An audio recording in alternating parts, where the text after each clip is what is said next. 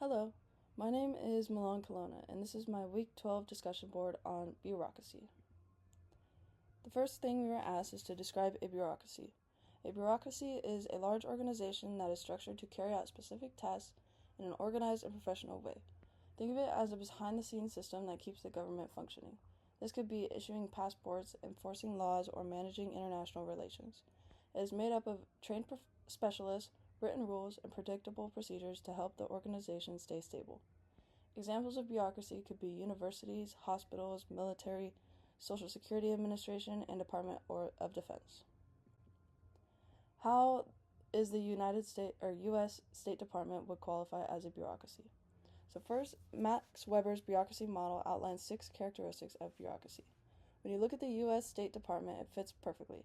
Highlights structures, specialization-based, and relies on professional training and rules. Hierarchy is the State Department that has a very clear chain of command from the Secretary of State all the way down to the entry level of Foreign Service officers. Everyone knows who supervises them, and decisions flow through formal channels. Specialization. Employees focus on specific areas like political affairs, public diplomacy, management, or security. FSOs choose the career track because of their training, and assignments are highly specialized. Formal rules and procedures. These are strict protocols for everything: visas, diplomacy, negotiations, crisis response. These rules ensure consistency across embassies worldwide. Merit-based hiring. Hiring isn't random. It's based on exams, qualifications, and background checks. It's internationally designed to bring in skilled professionals who can represent the U.S. abroad. Impersonality. Decisions are made based on rules, not personal feelings towards a person. For instance, consular officers follow visa laws exactly, even if they feel sympathy for a case.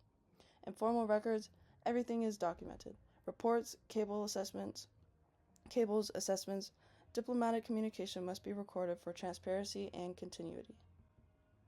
What career track would you pursue as a Foreign Service officer? After watching all of the videos provided in class on FSO careers, I would most likely choose public diplomacy.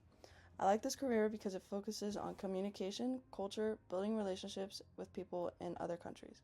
It feels like a mix of diplomacy, education, and strategic communication, which follows my strengths and interests. Steps in the application process. Based on the information from the website, the process for applying to become an FSO seems pretty intense, but also seems reasonable for the requirements of the job. And the main steps included choosing your career track, registering for FSO training, or registering for the FSO test, taking the FSO test, submitting a personal narrative explaining your experience, an oral assessment, which is a full-day interview with group exercises, a medical and security clearance, and getting placed on the hiring register and waiting to be selected. How would you prepare for the application and interview?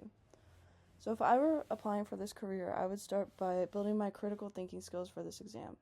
I'm not the best test taker, so I would practice problem-solving scenarios, stay refreshed on world events, and practice communication skills for the oral assessment.